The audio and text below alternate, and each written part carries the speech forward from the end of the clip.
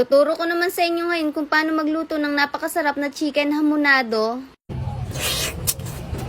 At sa sobrang sarap nito ay masisimot mo talaga hanggang buto. Ngayong araw mga ate, bumili nga ako ng isang buong manok sa talipapa. May naisip na naman kasi ako dito na isang masarap na luto na natitikman lang din namin kapag may handaan. At ayun, pagka-uwi nga dito sa bahay, hinuhugasan ko lang mabuti itong manok. Pinakakuskus ko nga yung kilikili nito para mawala yung asim. Walang ganon! At ito nga isang buong manok na to ay tumitimbang na mahigit 1 kilo. Nang matapos ko nga siyang mahugasan ng mabuti, eto at ire-ready ko naman nga yung mga gagamitin ko. Nagpitpit lang ako dito ng bawang pagkatapos ay minins ko lang. Bali yung bawang nga pala na yun ay dinagdagan ko pa dahil nakontian ako. After nyan, sinunod ko na nga rin hiwain itong sibuyas. 2 sibuyas nga yung gagamitin ko dahil medyo maliliit to. Siya nga pala kung wala kayong sibuyas, pwede rin naman yung onion. At nung makumpleto ko na nga sila, isinalang ko na rin yung pansakalan para mapainit na at naglagay na rin ng mantika. At nung uminit na nga yung ulo ko, yung mantika pala.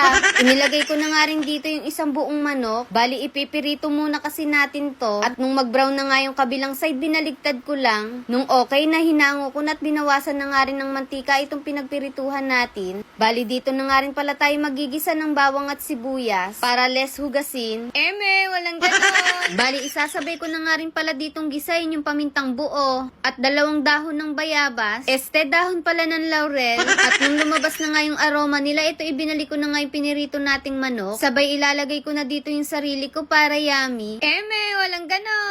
Naglagay na nga rin ako dito ng oyster sauce. At dito nga sa mga pampalasang inilalagay ko, tansyameter lang yung gamit ko. Mas sumasarap kasi yung luto ko kapag tansya-tansya lang. Naglagay na rin pala ako dito ng ketchup, asukal, at yung syrup ng pineapple slice. At naglagay na rin pala ako dito ng coke. Ito nga yung lalong magpapasarap dito sa ating niluluto. Bali pinakuluan ko nga lang pala ito sa 30 minutes. At after nyan, ganyan na nga yung itsura niya. Grabe, habang kumukulo yan mga ate, sobrang bango talaga. Bali dito, inad ko na nga yung mga pineapple slice. At dati akala ko sobrang hirap lutuin nito dahil nakakatikim lang kami nito kapag may handaan. Madali lang naman pala itong lutuin, kaya lang medyo masakit sa bulsa. Nang mailagay ko na nga yung mga pineapple slice, tinakpan ko lang ulit ito. At pinakuluan ko pa nga ito ng 30 minutes sa mahinang apoy lang. At eto na nga yung hamonadong manok natin sa coke. Grabe, tingnan nyo naman, itsura palang nakakatakam na. Kaya sana lang huwag nyo itong mapanood ng hating gabi dahil siguradong gugutumin kayo. O paano mga ate, tara kain na tayo. Kita nyo naman sobrang lambot ng pagkakaluto natin dito. Kaya naman napasabi na lang ako dito ng unang kagat first bite. Ang sarap. Promise mga ate, ang sarap nga ng pagkakaluto ko dito. At kung iniisip nyo nga na sobrang tamis ito, ay dun kayo nagkakamali mga ate dahil tamang-tama lang. At ayan, sa sobrang sarap nga, masisimot mo talaga hanggang buto. At napakuha na nga ako dito ng kaning lamig. Wala kapag kaganito yung ulam nyo, siguradong sira na naman yung diet nyo. At siguraduhin nyo rin na kapag saing na kayo.